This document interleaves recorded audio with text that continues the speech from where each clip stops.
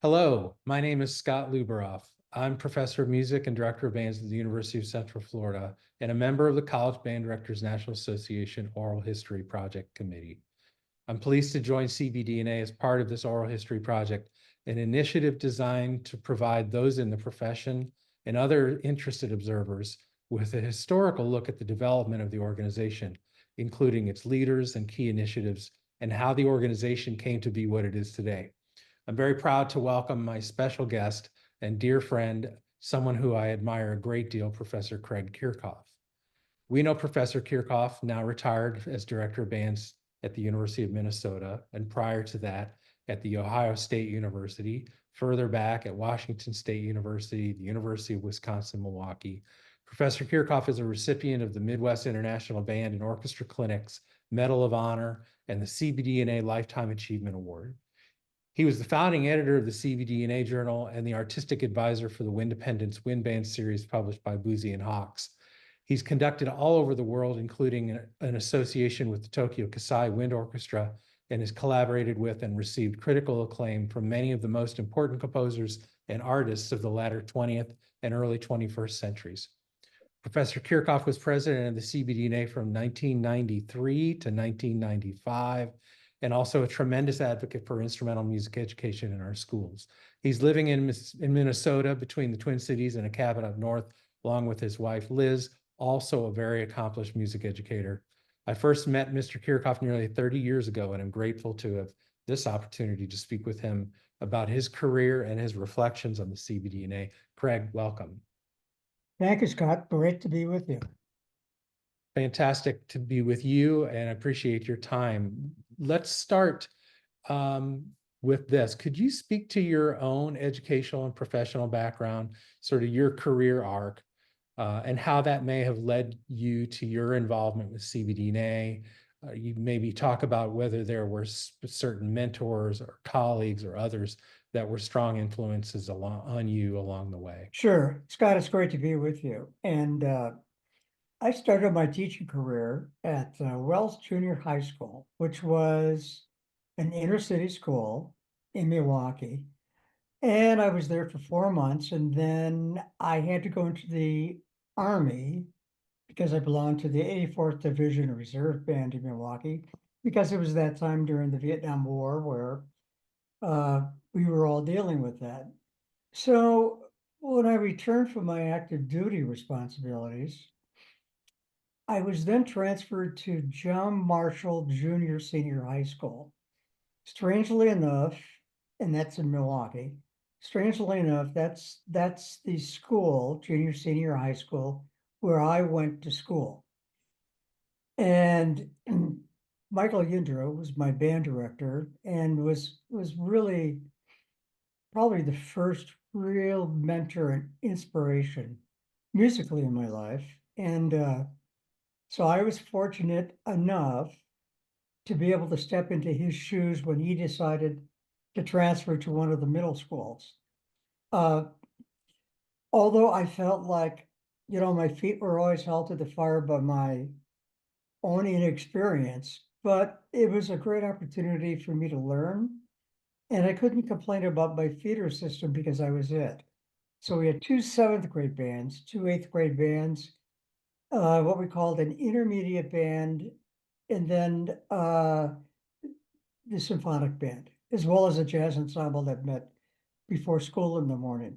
So it was a wonderful opportunity for me to grow and to learn more about music education, to learn more about teaching. And at the same time, I was fortunate enough to be able to do some professional playing in Milwaukee. So for me, it was almost like the perfect job. I love teaching during the day and had the opportunity to do some high level playing in Milwaukee. And so I felt it was a great place to continue growing and continue learning. When you decided you wanted to go further, did you have a vision for your continuing education, your own professional pursuits? Did you follow that sort of what you envisioned your career looking like? Well, strangely enough, I just never thought about being a college band director. Hmm. Um, and I think that was because I was happy doing what I was doing. I enjoyed playing. And then there was a moment uh, during that time that a friend of mine asked me to come up to Madison because Frederick Fennell was doing an instrumental conducting symposium, and they only had two flutes in the band, and I play flute. And so Rick said, "Come on up and play in the group, and we'll just have a good time." So little did I know that that decision to go to Madison and be a part of this as a player in the ensemble was going to change my life dramatically. And it changed dramatically. First of all, I had never been in the same room with Frederick Fennell ever. And then to see him conduct and to watch him to really motivate players to play was very, very special. And I'd never ever seen someone conduct like that before. It was just a completely novel experience to me. And then the other thing is everything he conducted, he did by memory. So it was at that point in time I thought, I probably need to go back to school to learn about this because I just felt, in his presence at least, like a neophyte. And uh, and so I didn't go to graduate school because I wanted to become a college band director. I really wanted to go back as I thought that I just needed to figure out this whole conducting thing. And he was such a great inspiration that it's like I could not go. So he was really my first mentor in that way. And then what I did is I made an application for graduate school. And I applied to the University of Wisconsin in Madison, where Bob Reynolds was director of bands. And I went up to audition for Bob in September. And 1975 was the year that he decided that he did go to teach at the University of Michigan. There were no assistantships available there, and I couldn't afford to pay out of state tuition as a graduate student. So I ended up going to Madison, and Eugene Corcoran, uh, another great mentor, was my teacher of record. And I had opportunities there that were just very rare. I conducted the symphonic band for one entire semester. That was Mike Lefron's group. And of course, he's involved with the marching band in the fall. And that was a real learning experience because I had never, ever conducted a group of players at that level before. So I always felt like I was just a fraction of an inch ahead of the ensemble in terms of the learning curve. But there's something about being under pressure, being under fire that way that I think causes you to grow in real important ways. So Eugene was a great teacher. Another mentor that I had along the way at Wisconsin was Robert Fountain, who was the choral conductor there. And he was something else. I mean, he was unbelievable. And what I learned from Dr. Fountain was uh, the importance. I mean, first of all, he was a brilliant musician. And the first time I saw him conduct, I had the feeling that there was no way that I could walk in between Robert Fountain and the choir because I would get zapped by this unbelievable energy. But so I did all of my score study work with him. And I learned very quickly that, he was he was probably the world's, at that point, greatest choral conductor, who Stravinsky admired. And, but studying with him, you'd see him, I'd be with him at the piano and he'd make a mistake and, oh, I'm sorry, let me go back and try that again. And so to me, I thought, well, maybe there's hope for me. And so what he really taught me was the importance of hard work, the importance of getting inside of the score, and then learning how to interpret that and then how to communicate it. But he was magical. So between Eugene and Bob Fountain, that was a wonderful 1-2 punch for me. Yeah. Was there a certain point during your time at Wisconsin-Madison where you said to yourself, this is what I want to do. I want to be a conductor. I want to be a band conductor. Because you had sort of seen yourself previously as following a performer path. Am I correct? Yeah, that is correct. I mean, my dream was to be principal flute in the Berlin Philharmonic. Yeah. And that didn't quite work out, but I always, at least in my undergraduate education at UWM, University of Wisconsin-Milwaukee, I majored in music education and performance. And how I did that in 4 years, in 3 summers, I don't know. But I just worked very, very hard. And I think it wasn't until I was really in my first semester at Madison that I began to think, well, maybe this is something that I can do. Maybe this is something that I can contribute to. And also, strangely enough, that as a younger flute player, I did some professional playing, and I pretty quickly in my life found out that professional orchestras were not necessarily very happy places. And so I thought to myself, if this is the way that it's going to be for the rest of my career, I'm not sure that I really want to do this. And so I thought more about teaching, Yeah.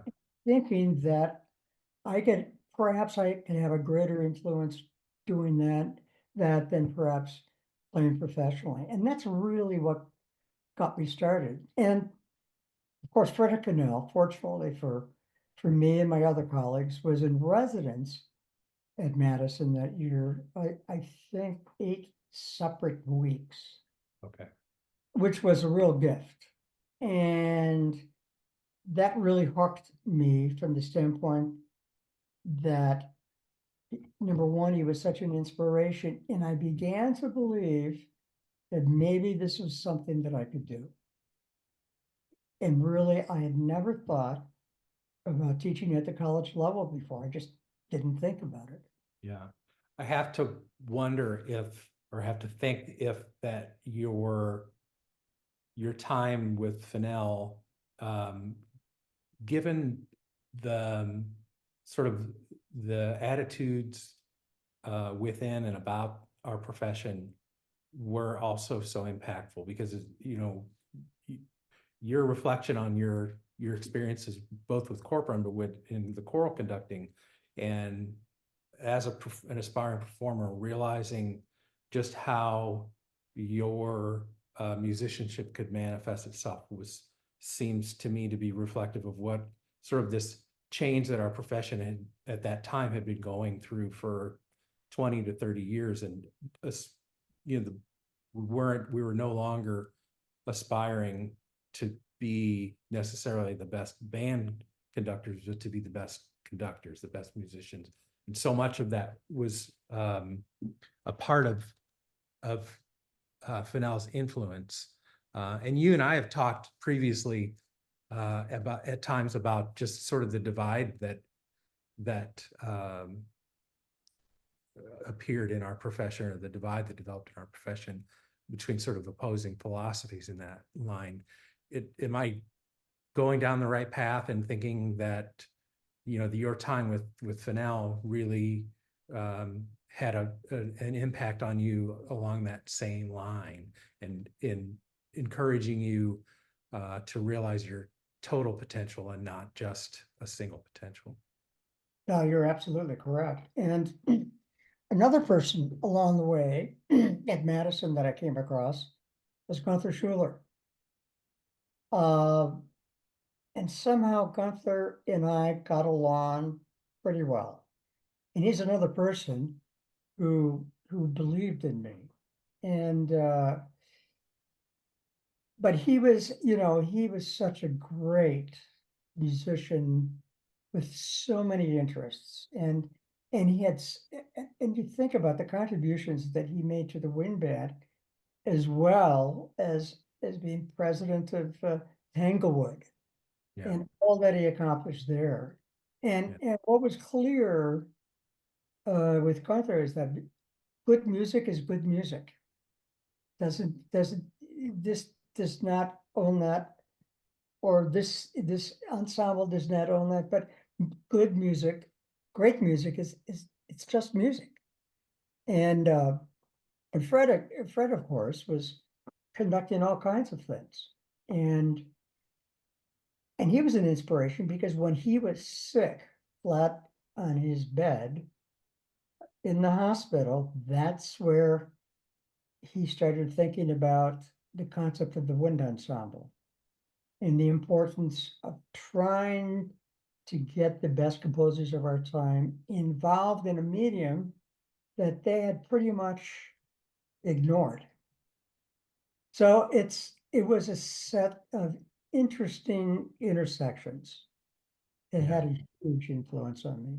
And of Yeah. course, Bob Reynolds continued to be a mentor all the way along. I consider Bob as one of my teachers as well, in addition to being a wonderfully close friend. But I was just with the right people at the right time. Yeah. And then my experiences with Elizabeth Green, boy, that changed my life. And I just fell in love with her because she was probably the best teacher I've ever come across. And she had a way of taking whatever material she was teaching or trying to relate and making that very clear and lucid and reachable to the students. And she also suffered no fools. She had very high standards in her classes.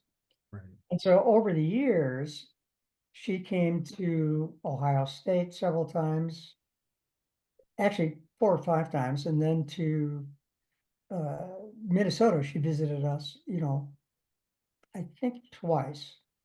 But she was someone I just wanted to be around her, just like I wanted to be around Gunther Schuller. I wanted to be around Bob Reynolds and Eugene Corcoran because it was just the way those people thought about music. It was a very, very important influence on me. So you finish your graduate work at UW-Madison and you take your next or your first job. Can you talk about that? And then into the move to Washington State and so on? Sure. So toward the end of my time in Madison, I had made the decision that I just at that point in time, I was not interested in staying in school to do a doctorate. I thought, well, maybe sometime in the future, but I wanted to go out and teach. I wanted to go out and try all these things. And I just felt that graduate school at that point for me was not the right pathway. It was a So different I time. did- It was less of an expectation as it is now, anymore. When a college position opens, it's almost an expectation. Yeah, that's correct. I mean, at that period of time, and it was just beginning to change, Yeah. where, you could apply for these jobs, not have the doctorate and be eligible for these jobs. And of course, that's all changed. So when I left Minnesota, my doctoral students were applying for jobs that I couldn't apply for, strangely enough, because I didn't have a doctorate. So what I did was I applied for 2 jobs, and then both jobs disappeared from because one job was taken off the boards by the University of Washington. They decided not to offer it.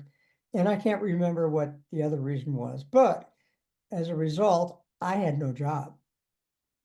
So, and the other thing that I did is I felt that I needed to make a break with Milwaukee.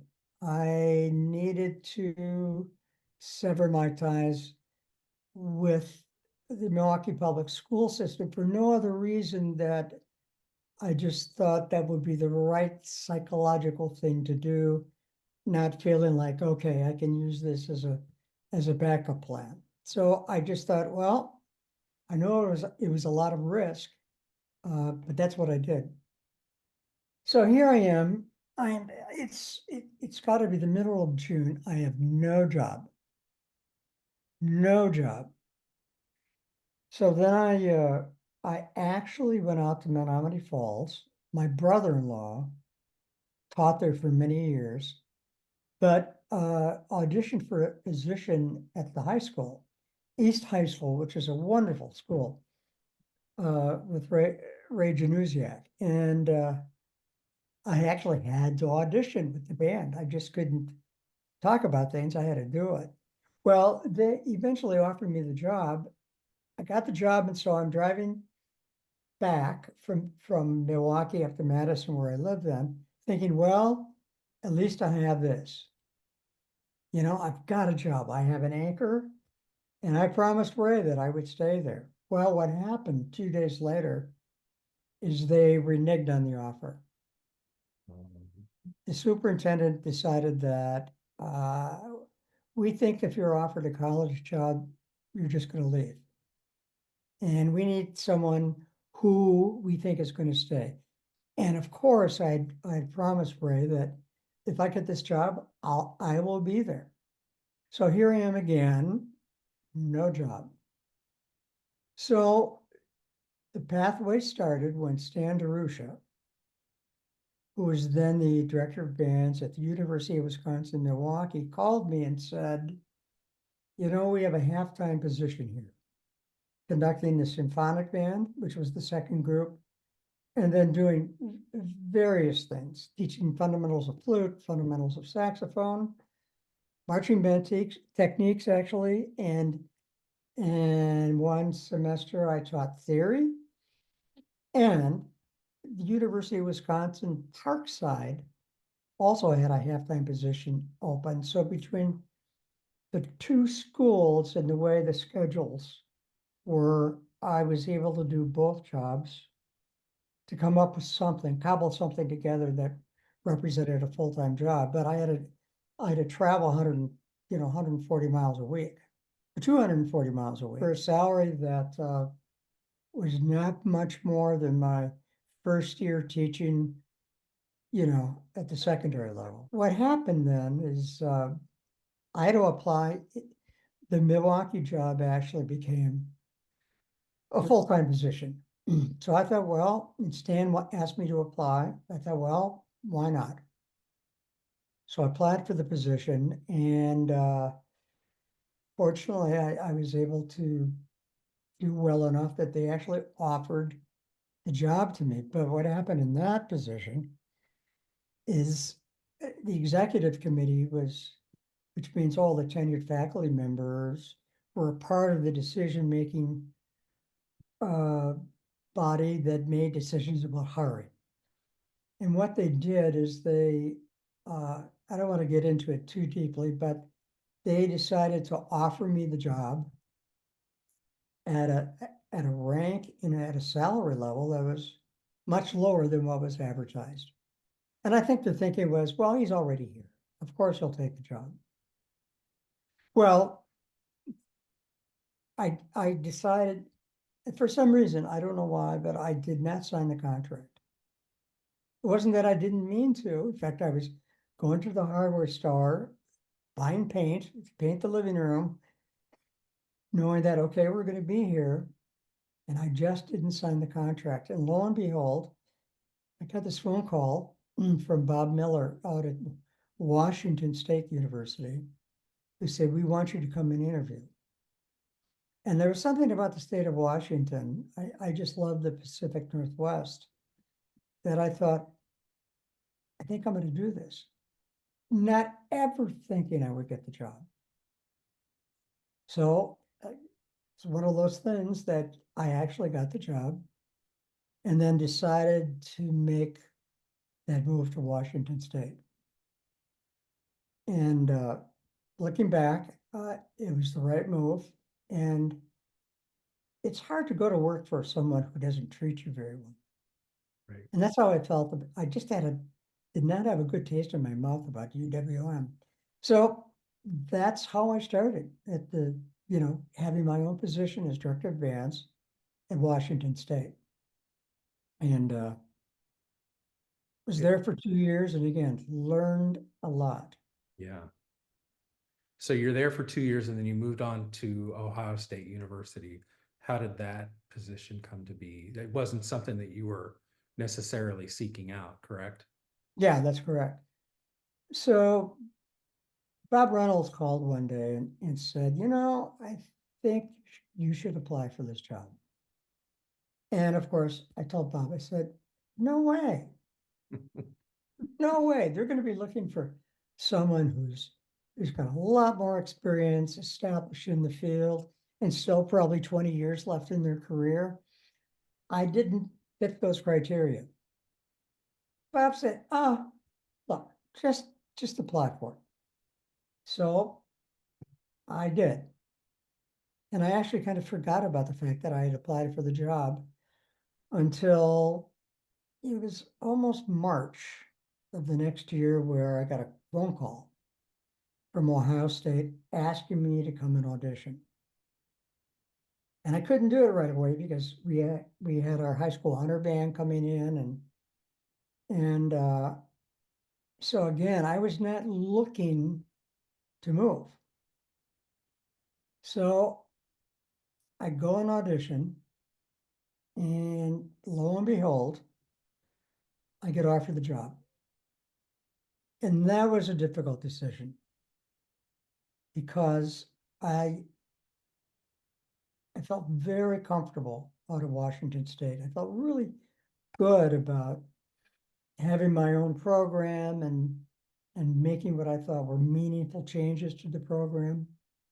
And Ohio State is a big place and it's a big school, very different from UWM or Parkside or my position at Washington State. So there was a lot of trepidation in that. But I eventually decided, okay, I'll take the risk and we'll do this. What a lot of people don't know is probably for the first 4 months in that job, I was praying like crazy that Washington State would invite me back, just because it was a very difficult transition for me. Wonderful faculty, wonderful people, but very different kind of dynamic there. And the students were different. And I think that comes along with a university that size. So it took me a while to finally feel like, okay, I think I made the right decision. It was a pretty big risk for me. Right. When you went to Minnesota, how different was that? I mean, every place has its own dynamic and every place has its own personality.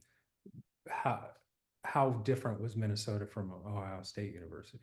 Oh, it was very different. And the reason that it was different was that almost all of the wind and percussion faculty were principal players in the two orchestras, St. Paul Chamber Orchestra and the Minnesota Orchestra. So it was not a full-time faculty.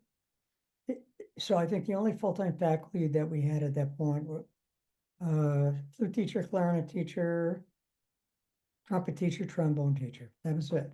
So everybody else was from the orchestras. So doing some reading and talking to people, I just realized that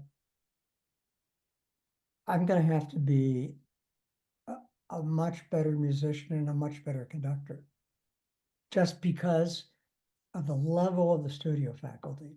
And of course, just from an administrative standpoint, things like recruiting that you could take for granted, in a sense, with a full-time faculty, you could not take for granted there. So I just had to think differently. But fortunately, I was able to convince almost all of those people from the orchestras that this would be a good place for them to invest time.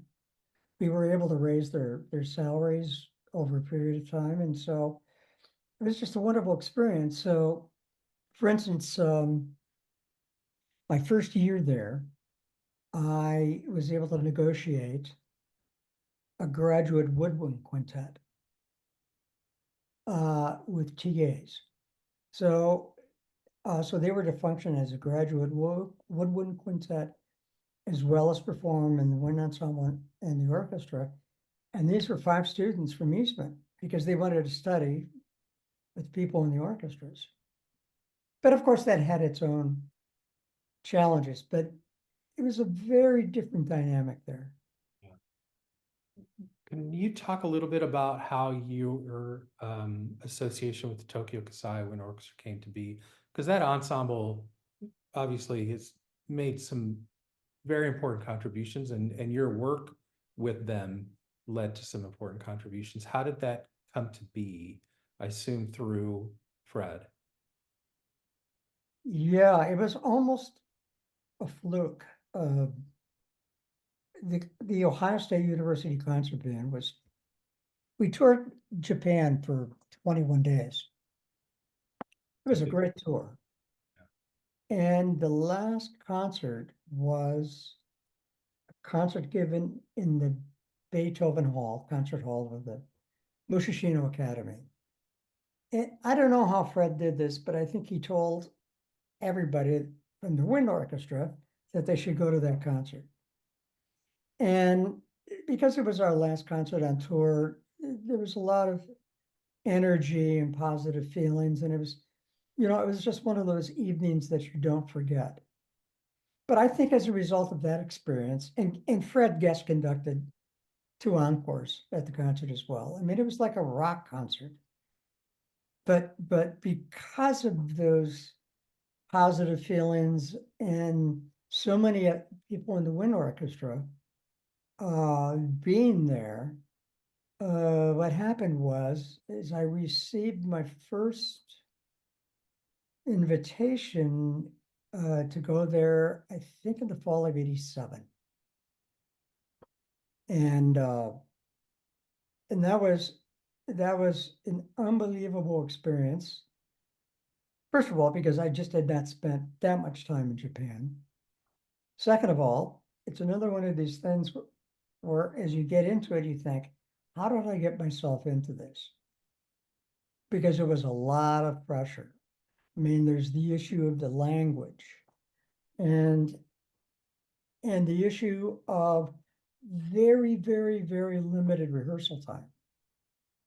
So, which is very different from how I was operating at the university. So, although I think they spoke more English than they let on, there was still a language barrier. I had to conduct what I wanted. It all came down to conducting. And of course, there are times when you do have to talk about things, but I learned very quickly that I had to prepare myself that way. And the other thing I found out, I think I've said this before, that they love Frederick Fennell, but Fred did not give them much of any beat to hang on to. That's just the way he worked. And so what they did is they discovered the only way that they can play together is really by listening, because they're not going to get that from Fred. So that group had developed such an internal sense of pulse and rhythm that was so strong that if I did something weird with my hands, it was like a finely tuned sports car coughing. You could tell I had done something strange that got in their way. And then you just put it in the back of your mind, well, I can't do that again. So I learned a lot. I mean, and I think that's what really helped me to be better. Sounds as though the experiences that you had were just as influential on you in certain ways as you may have been on them. Oh, I think I got the much better deal than Morgan. Because it was like every rehearsal was like going to graduate school. Yeah, yeah. And And again, just the fact that you had such limited rehearsal time and then you were out on tour. Makes you think differently about rehearsal. So let's move to your association with the CBDNA. You were president from 1993 to 1995. Can you talk about, did you have an agenda going into or during your presidency? Can you talk about things that you felt like you were able to accomplish or that the organization was able to accomplish during your presidency, and even other associations could have been through other positions, committee assignments, initiatives, things like that. But just in your time, primarily as president, but throughout your involvement in the CBDNA, can you talk about the agenda and the accomplishments? Sure. Well, I think the first really important contribution that I was a part of was getting the CBDNA journal off the ground. And that was an initiative of Bob Reynolds during his presidency. I think Bob, as well as others, felt that we as a profession needed to have a scholarly, highly respected journal in our field that would be looked upon by other fields of research, musicology, etc., as being a very important publication. So that was a big initiative, and it was one that took a little bit of time to get off the ground, but I am very proud of what we were able to do over a relatively short period of time. And of course, as time went on, we had to find different ways, for expense reasons, to continue publishing this, because somehow we were able to get ourselves into A&R Publishing, which is located actually in Madison. A&R Publishing did all the big musicology journals. In other journals that were right up there in terms of status of research, and all of these articles were refereed, but it was an expensive business. But at least we got that off the ground. And I think the initiative along the way that propelled all of that was to continue the profession's direction in a way that we really wanted to continue to thrust the wind band into the world of music. And so articles were, really terrific articles by composers, outstanding analyses of works. And I think the thrust also was just trying to continue the initiative of getting the best possible works from the great composers. That was an important initiative. Were there, could have been within or outside of your presidency, are there certain events or accomplishments associated with the CBDNA in your 4+ decades associated with the organization that you are particularly proud of or find to be particularly important to that ongoing path of our profession? Sure, and I can only say that I was just a part of that momentum. I can't take credit for it, but along the pathway, I would say late 70s, middle 70s through the 80s, and even into the 1990s, there became an increasing tension in the profession about the concept of wind ensemble and the concept of concert band. There was a real Mason-Dixon line that was drawn. And so what happened was the profession became increasingly divided about those two issues. In fact, I think as a result of that, there are some people in the profession who were thinking about that CBDNA was no longer relevant. Hmm. And that's where those offshoots of the wind ensemble conferences became a reality. And those started back in, oh gosh, 1973, 1974. But I think that one of the things we were able to accomplish during my time in the profession was breaking down those walls. And I think I mentioned before in talking to you that I think our current graduate students have no or may not have any idea that this tremendous barrier was there. Like the Berlin Wall. Yeah. You were either over here or you were over there. And it was more about the architecture of the ensemble, how the ensemble was put together, than it was about the music. Yeah. And in a sense, you became labeled.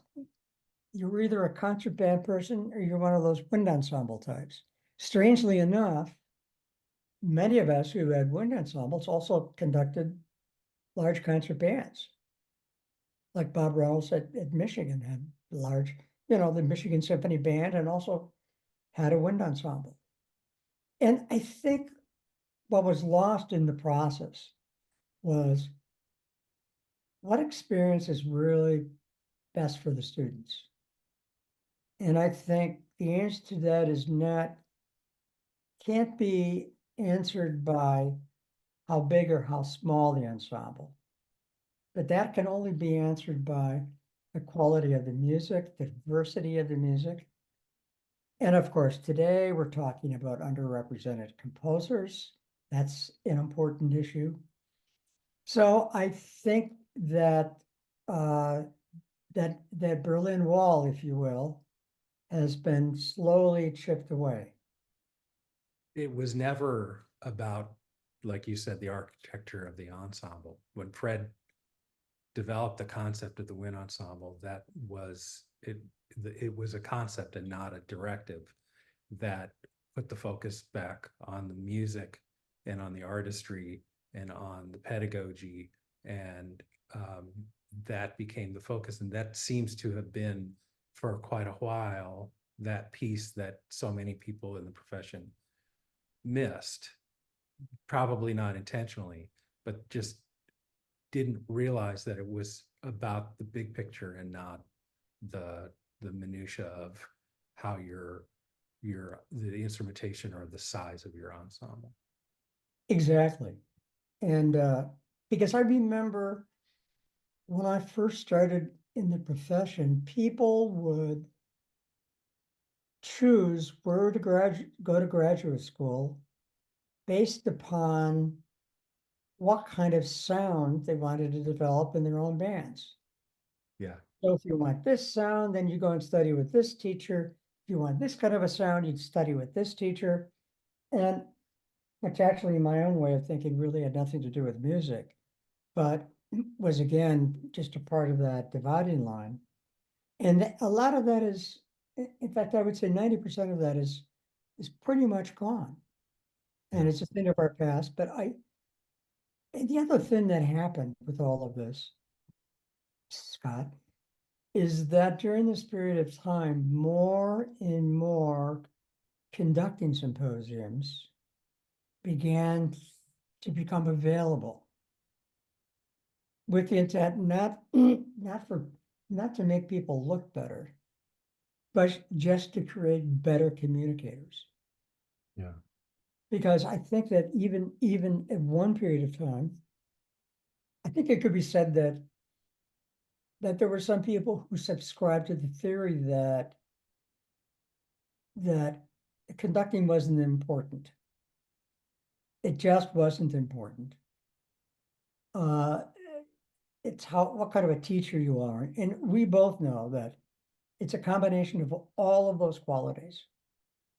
And so those symposiums, I mean, what's amazing today is, I mean, I don't even know how many symposiums happen in the summer now, but it's pretty unbelievable. And I think that they're all good. Yeah. They're Yeah. all really good. It's become so much more accessible to people all around the country, all around the world. You sort of touched on this. How do you see the organization, the CBDNA as a whole, since you left leadership? I mean, it has continued to evolve. As you said, you sort of gradually chipped away at that wall and gradually broke that wall down, made CBDNA has evolved over the years in really reaching out to make sure that music educators realize that they're an important element to the organization. The diversity and the equity and the inclusion piece of it, as you know, we've made some changes in the way our office positions are elected and appointed to make it more possible for more people to be involved in the leadership of the organization. Can you talk some about, just after having left leadership, the official leadership appointments in the CBDNA, how you have seen it continue to sort of grow and manifest itself? Well, I think just the word inclusion has become very important in the profession. And one of the things that during my time in office that I became very much cognizant of is there was a bit of a schism between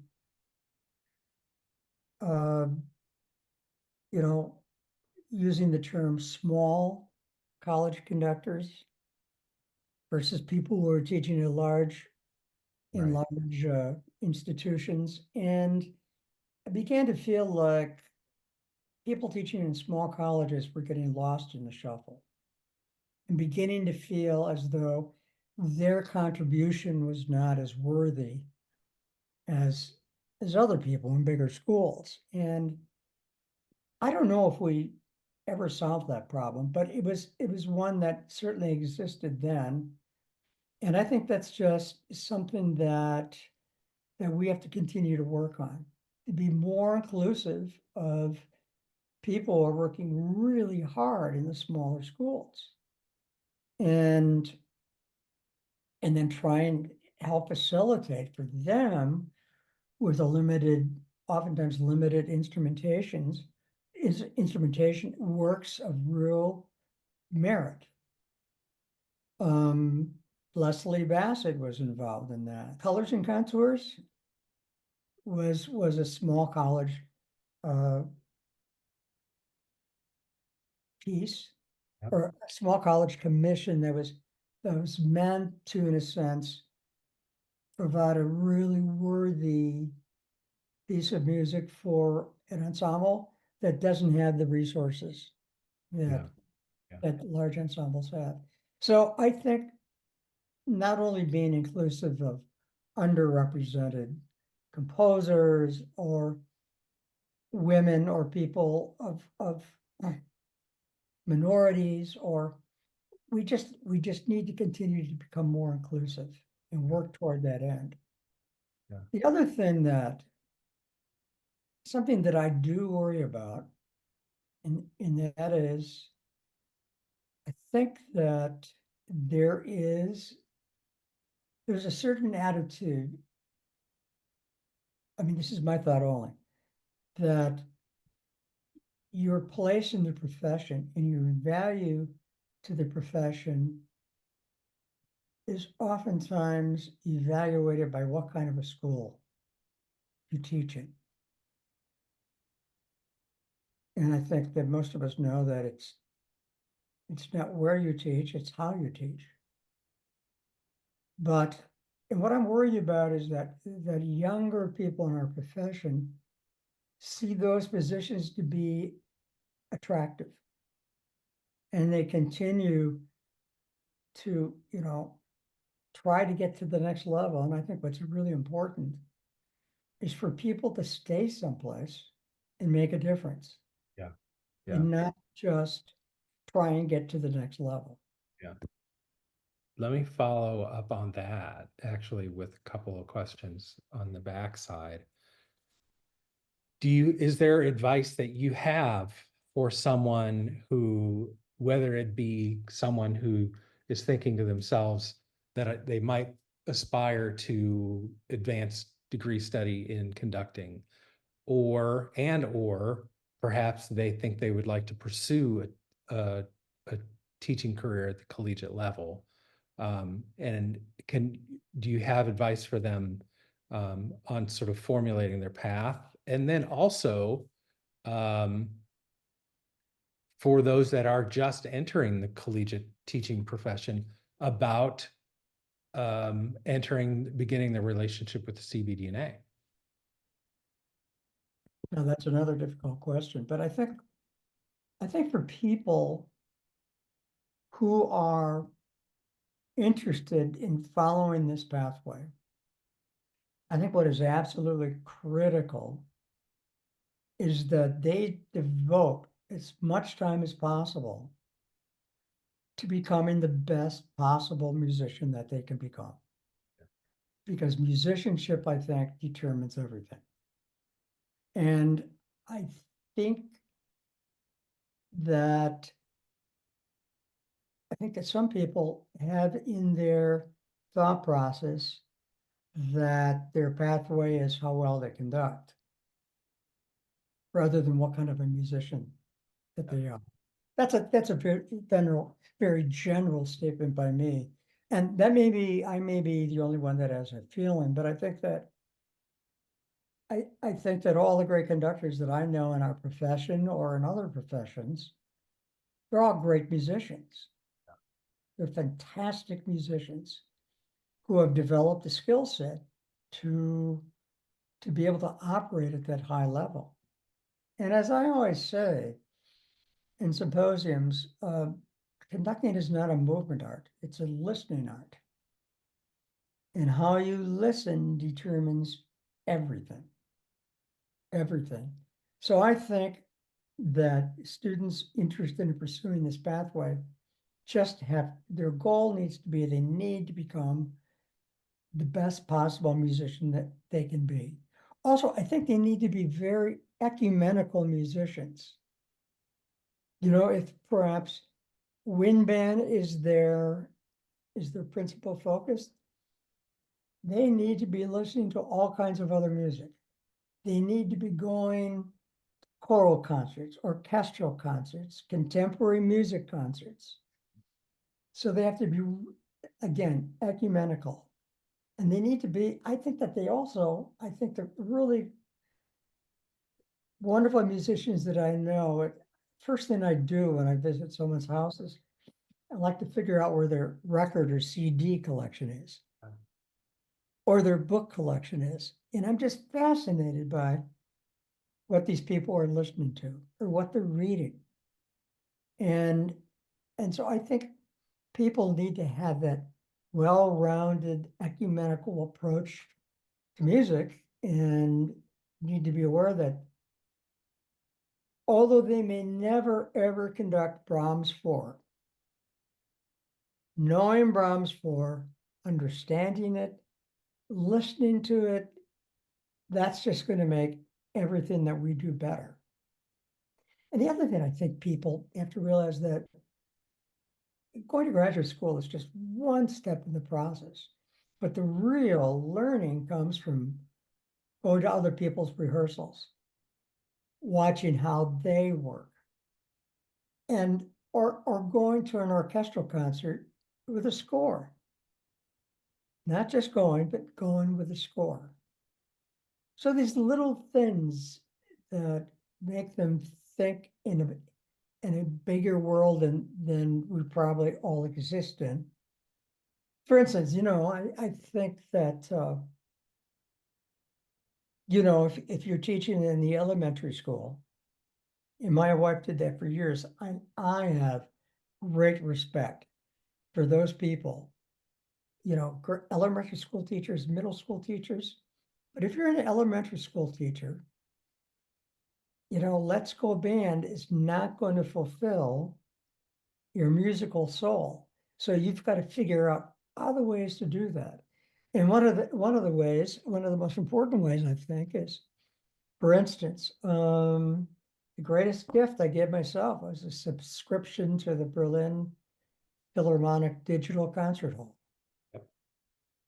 For, not much money, you can have access to what I think is one of the great orchestras in the world, playing the great repertoire with great conductors.